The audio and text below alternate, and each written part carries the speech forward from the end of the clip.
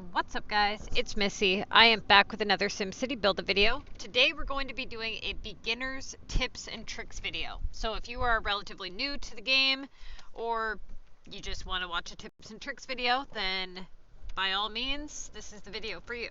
Okay, so before we get started, make sure you like and subscribe. I do put videos out pretty much daily. We hit 1,500 subscribers recently, which is awesome. So anybody who wants to add to that number, just click the subscribe button. And for those of you guys following the Missy's Building Guide, make sure that you submit a progress report to me if you want your progress to be aired on the next progress report video.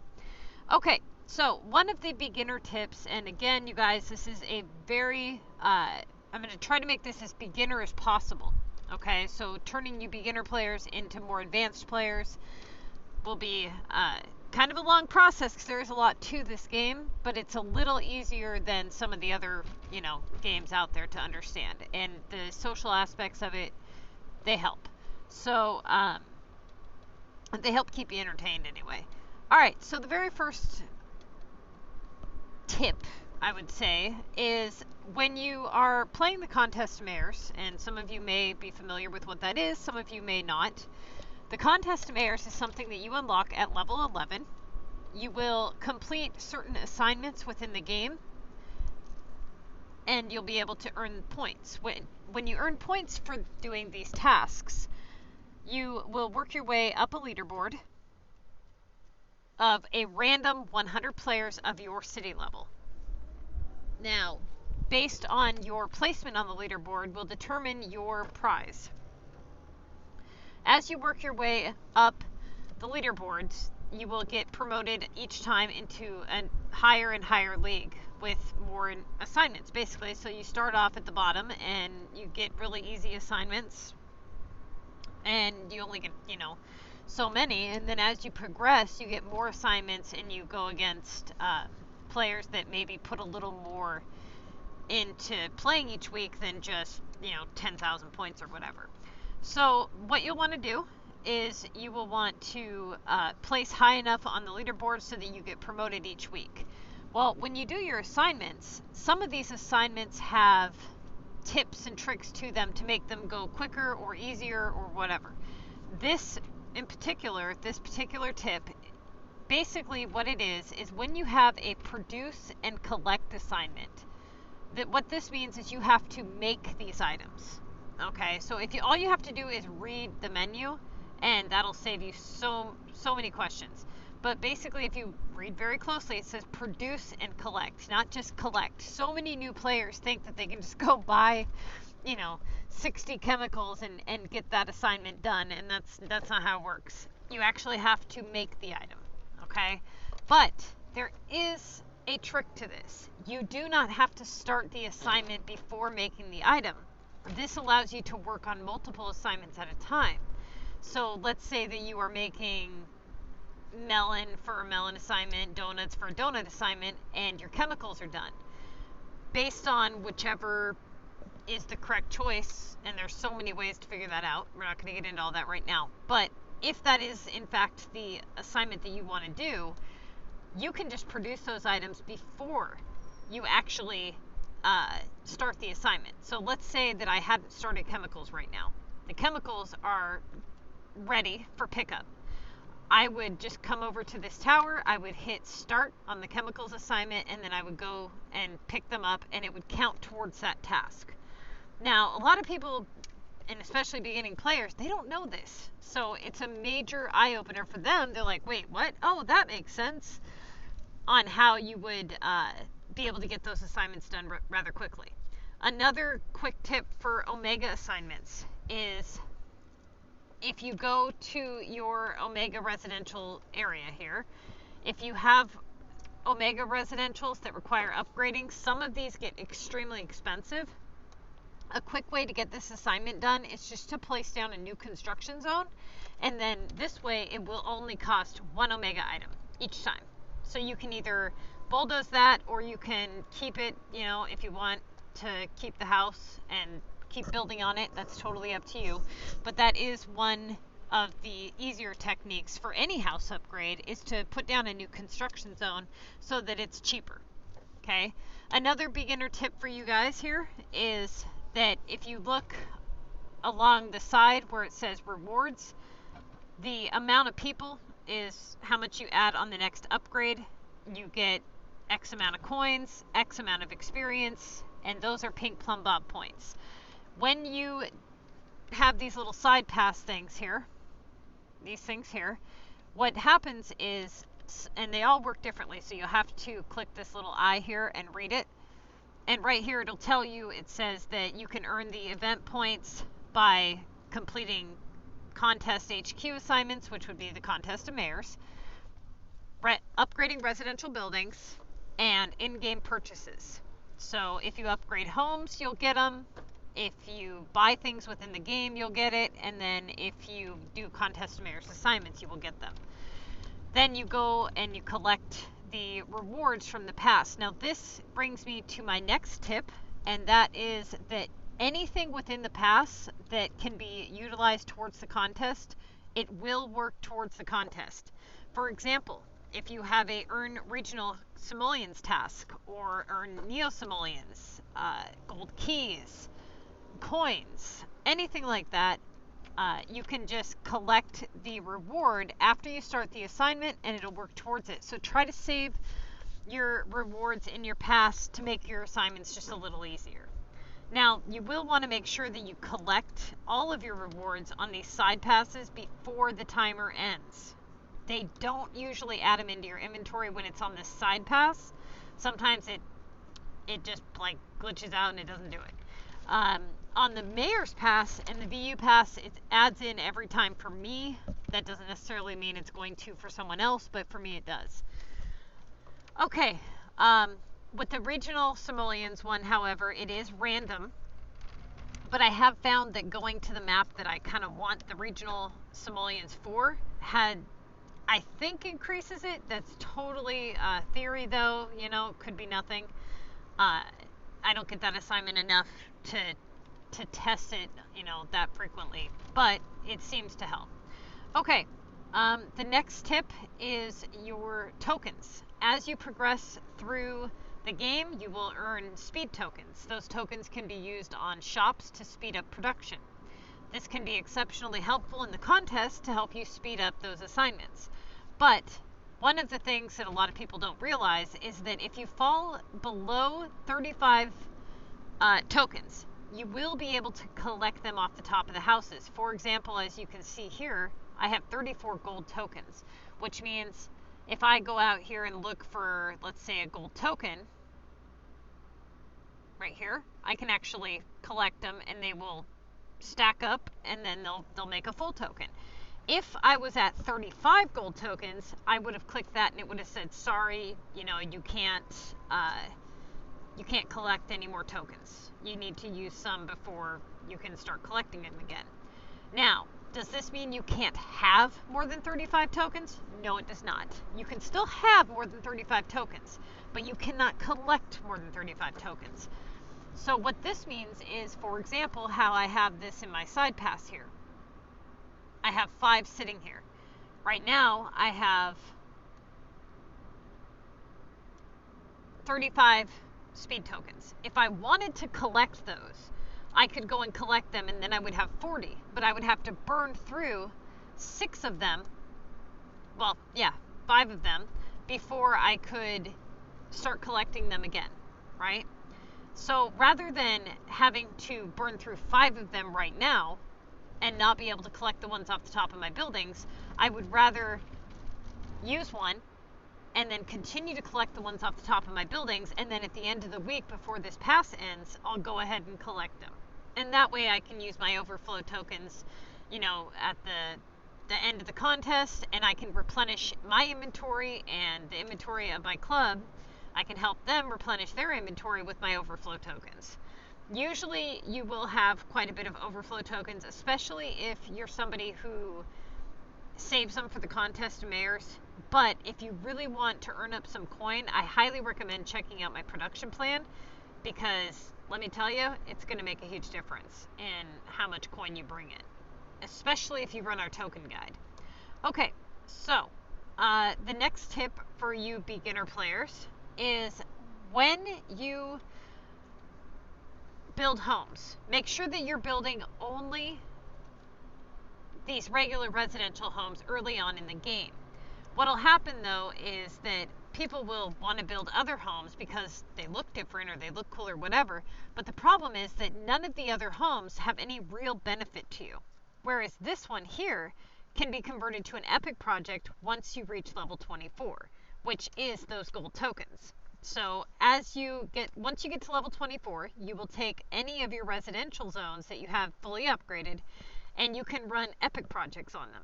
And these epic projects, you donate items to it, but for the duration of that house's lifespan, so basically unless you bulldoze it, so forever, you're going to have this house and it's going to provide you a piece of a speed token indefinitely.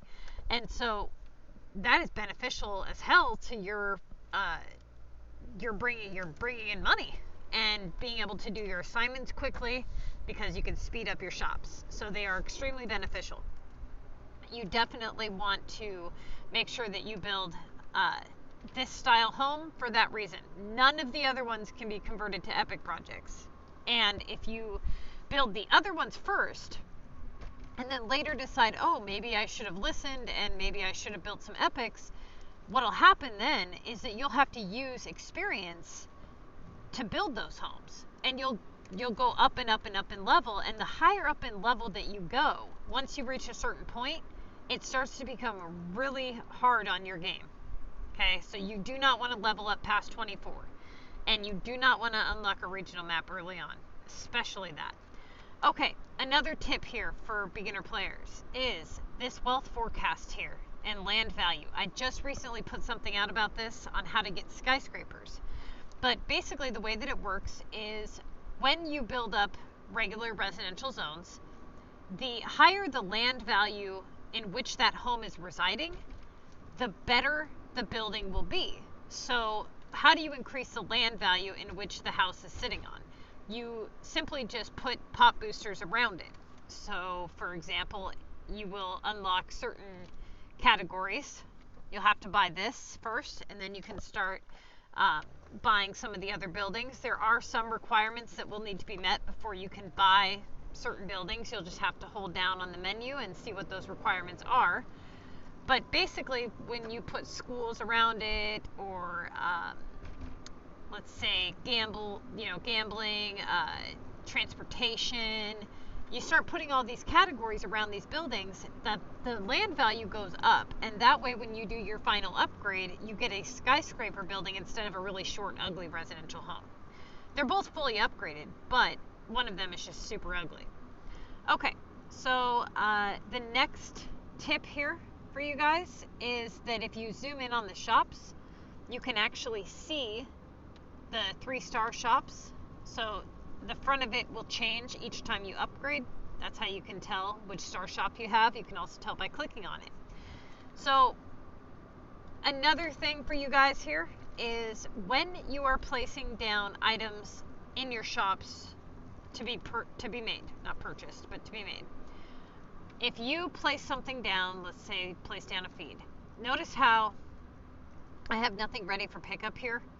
Let's say that I wanted to place something down to be made, but I didn't want to pick up everything that was already made because I'm doing an assignment for it. So let's say I have a planks assignment, but I haven't started it yet. And I don't want to start it yet because I want to do some other things. So what you can do is you can click on the shop before it and use these yellow arrows to cycle through the shops. And this will allow you to put things down if there's still room. So in this case, there's 2 being made, and that would mean that the rest of these slots are the ones that have been completed.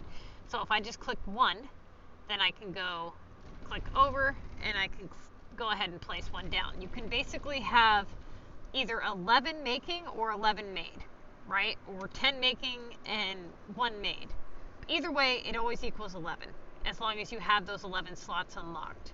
That being said, what you should be doing for the Contest Mayor's Prep is have a starting shop that you click on, or you can use maxed out inventory, that works as well, and you will start your cycle, and you'll just go through and you'll click 1, 1, 1 on each shop. And that way you can keep everything prepped, having one always making, so you're not losing anything by just letting your shops sit there and be idle, right? You don't want your shops to not be making anything.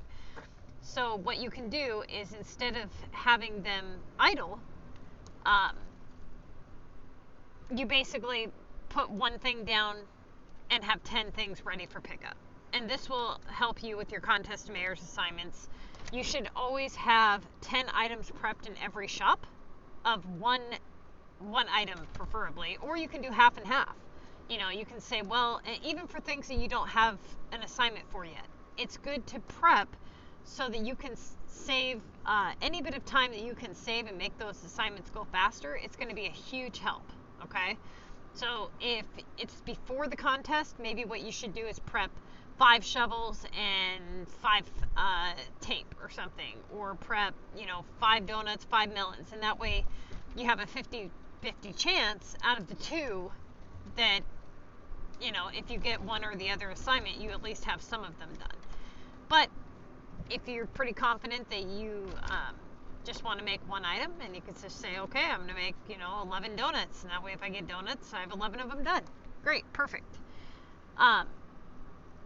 Some of the other tips and tricks are a little more for, advanced players, but they all kind of, they all have their own section in which they belong to. For example, we can talk all day long about contest mayor's tips or designing tips. There's specific categories. I'm just giving you guys just a rough, overall, totally random tips video. So another one here is your roads. You can only have 3 red roads at a time. If they are not roads that are red near residential zones, then what this means is that your happiness will not drop. The roads do not shift to any other road as long as you don't move any of the items. So basically what you need to do is watch my Never Upgrade Roads Again video. I go through and I explain in detail on how to never upgrade your roads again and save a ton of coin. Make sure you do that. That is a must. Okay, another tip here. When collecting storage rares, do not camp level 10. I have talked about this countless times on my channel. You need to camp level 24. It is so much more beneficial. And for those of you guys who are curious as to why that is, I highly recommend that you look up the progress report videos of the Missy's Building Guide, and you'll see that pretty much everybody on the Missy's Building Guide that plays for about 90 days maxes their storage, land, and many of other accomplished things. So definitely check that out. Setting down bridges. Now this one is something that a lot of people struggle with. You will need to have water for bridges, okay? So the way that the bridges work is sometimes they require a road on one side, and sometimes they require a road on both sides. It just kind of depends. But basically, it's really actually quite simple once you get the hang of it. But at first, it is such a pain in the butt. I remember the first time I tried to put a bridge down, and it was ridiculous. Okay, so let's say that you want to put a bridge from here to here. Well, first thing, you need to count it in spaces. If you have 3 spaces of water, that is not going to work, okay? Because the bridge is only 2 spaces long, you can only have 2 spaces of water for the one bridge. So what people will do, for example, is instead of placing it like this, where you have a road, 2 water, and a road,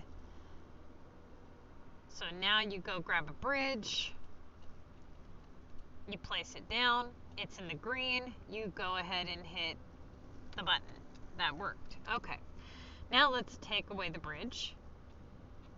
Let's bulldoze the road from here. Now we just have the one side of the road and the water. Okay, so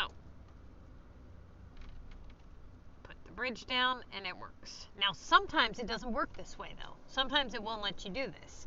So what you'll have to do is you'll just have to draw a road on the other side. Now sometimes even drawing a straight road on the other side doesn't work either.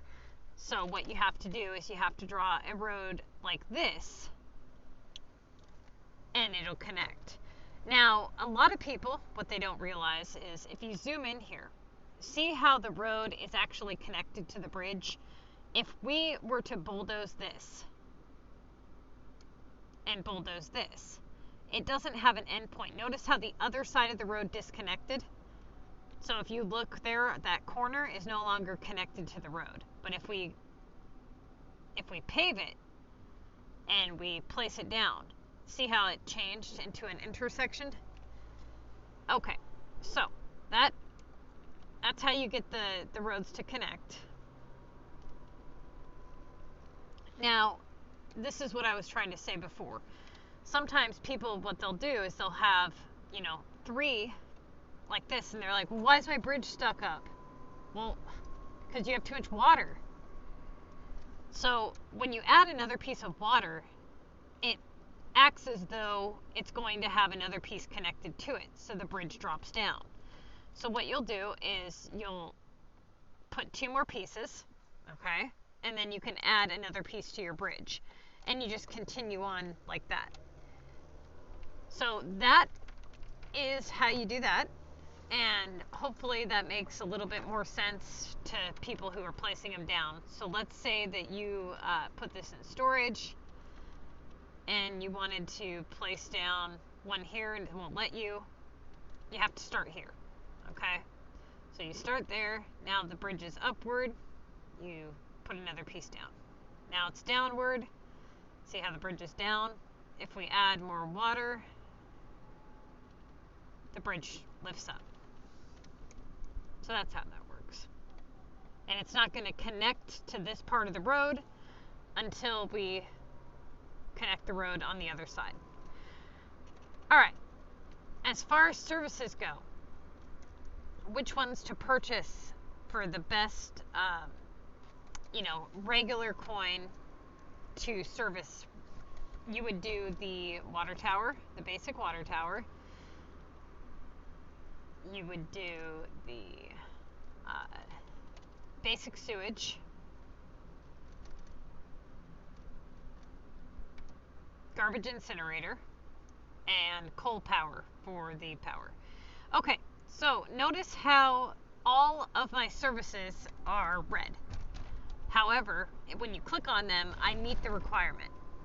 That means that somewhere there is a house that doesn't have the road connected to the main road, and that house is out of service. So what you do is you click on whatever is screaming at you, and you scroll around your map, and you can see which homes are without whatever it is it's alerting you for.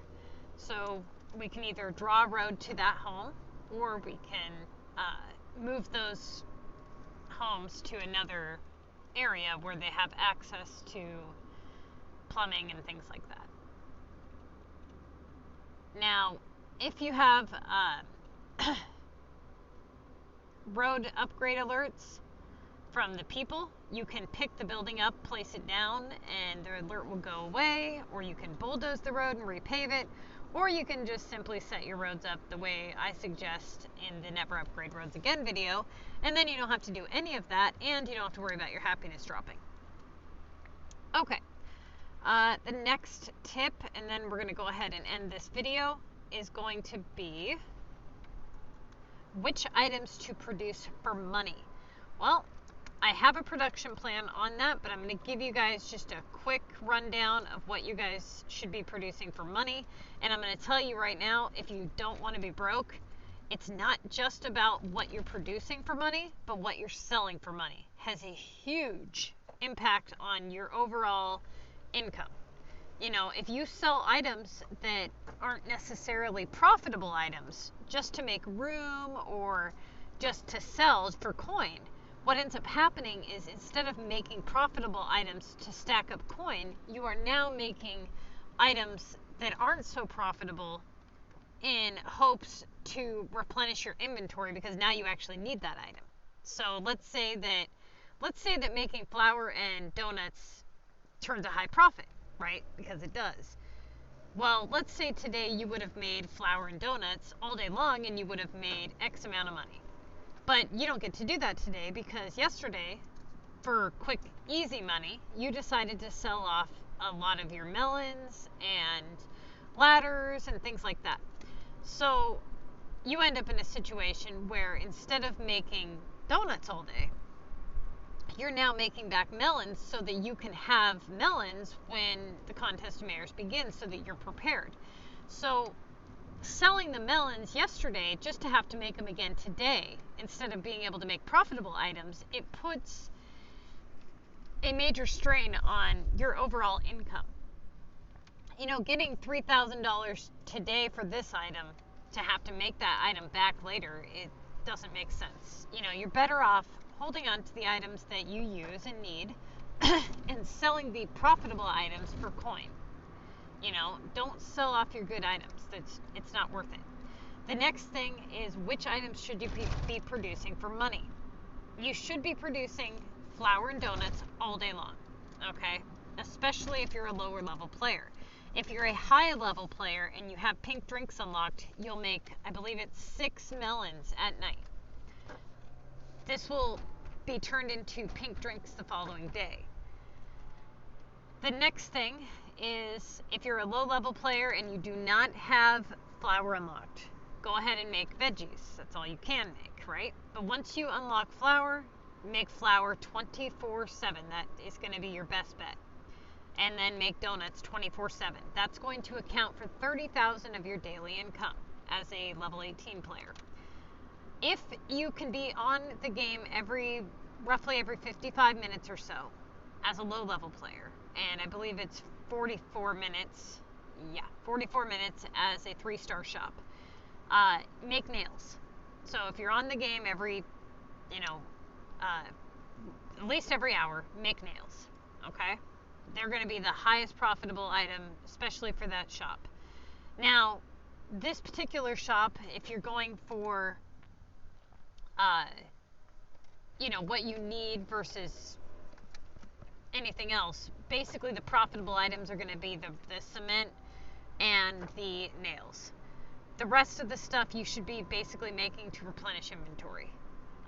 Planks and things like that, they're not something that you should be making for money. They're something that you should be making to replenish your own inventory. Okay, drills turn a horrible profit. Do not make those. Basically, anytime that you make the low profit items, it's going to be for you to replenish your inventory. You make certain items for yourself to keep for in-game use, and then you make other items to sell for money. So what you're going to do as a low level player especially is you're going to produce a lot of hammers and then some tape. It is all in the production guide on exactly how many, so definitely check that out. We went through everything and tell you what to make in the morning, what to make at night, and exactly how much you're going to yield per day. This is for a 16-hour day to an 8-hour sleep, right? We took into consideration that you do need sleep. All right, so hammer and tape will basically cover your chair production and your blue textiles production. Now, if you can find shovels, because you can only produce so many shovels and hammers and tapes and stuff in a day, so you really don't have a lot of time to make shovels. It doesn't turn a higher profit to make some shovels and have your garden shop running. It turns less of a profit. But if you can buy the shovels and make grass, then by all means do that. Otherwise, gnomes are going to be your highest profit item for you high level players. If you can purchase the cement and the glue, make gnomes all damn day long. Okay, the next thing here is chairs, especially you low level players. You're going to make chairs. Blue textiles also turn a nice profit. Tables turn a decent profit. The planks are just kind of a pain in the butt. All right, so this shop is a little trickier. This one is near impossible to keep running all day unless you purchase the materials, because everything in here requires certain items from the barn, and that would cut into your donut production, which would drop your overall daily income. The pink drinks are an excellent thing to make if you can buy melons, and you definitely have the 6 that you made throughout the night. The ice cream is an excellent item to produce for profits, except you have to be able to buy the bread rolls and the cream. If you're making it, you're going to turn less profit making all the ingredients that go into making ice cream than you would making donuts and flour. Unfortunately, that's the hard facts. If you do the math on all of the shops and what you can balance everything out as, that turns less money, because you need 2 flour to make a bread roll, and you need 2 cream to make ice cream, because you need 1 for the bread roll and you need 1 for the ice cream itself. That right there, for just the 2 cream, is 2 hours, and you're producing 1 flour every 24 minutes.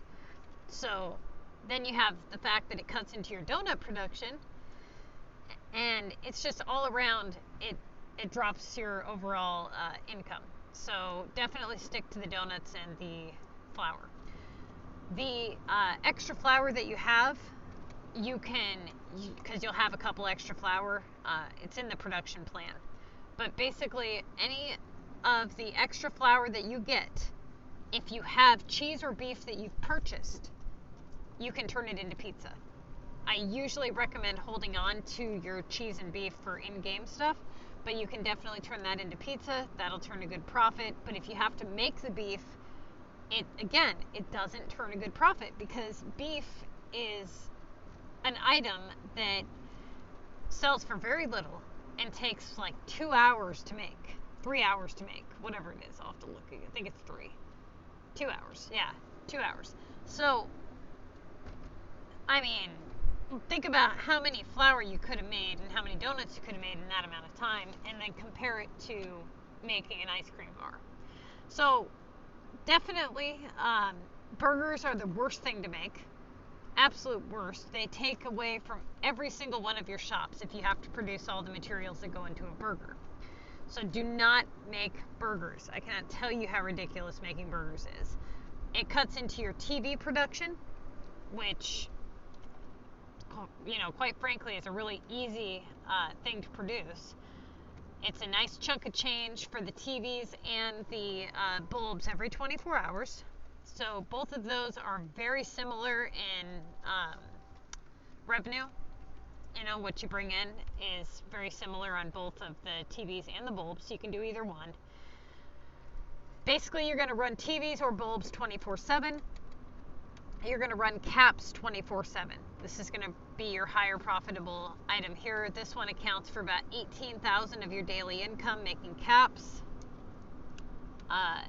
You're going to turn a nice profit from the 6 pink drinks you make a day, and then as you proceed on, you'll be making the flour and the donuts.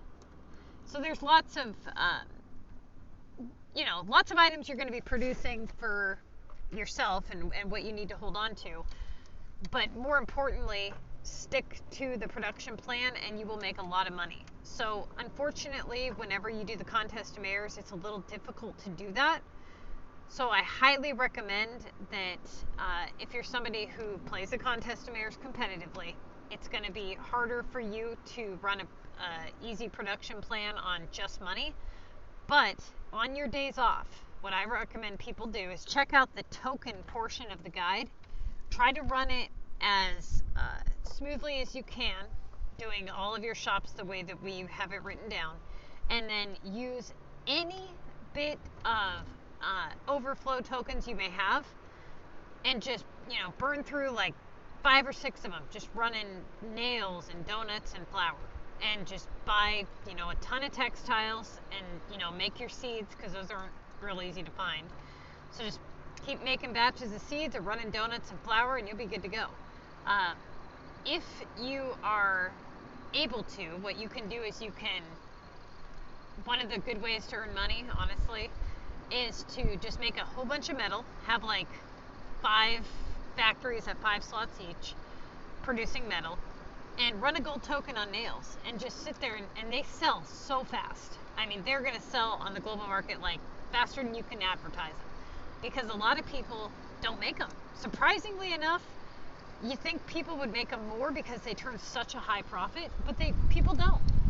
And I don't know why that is, you know, because they sell fast and they turn an excellent profit. And I believe it's 240 nails is, I believe, what you can make on a 3-star shop running a gold token. It's all in our production plan. We have charts that show you exactly how many you can make per shop that you have unlocked, per token you're using, and you can just look up the item right there. It's all, the math is done for you, so that's super cool. I'm going to go ahead and get this video uploaded, so anybody here who is not subscribed, go ahead and subscribe to us. And you can also check out our Facebook page at SimCity Buildit MissyAnne. A lot of people go on the page, ask questions. We post all of the guides. Everything goes up on the Facebook page. So definitely make sure that you are a part of that if you do use Facebook. All right, you guys, good luck. Oh, and anybody wanting to know how to move clip trays, a little tip for you guys. Disconnect that house with the clip tray on it away from the road. Once you disconnect it away from the road, the clip tray should transfer to a different home. All right, you guys, good luck.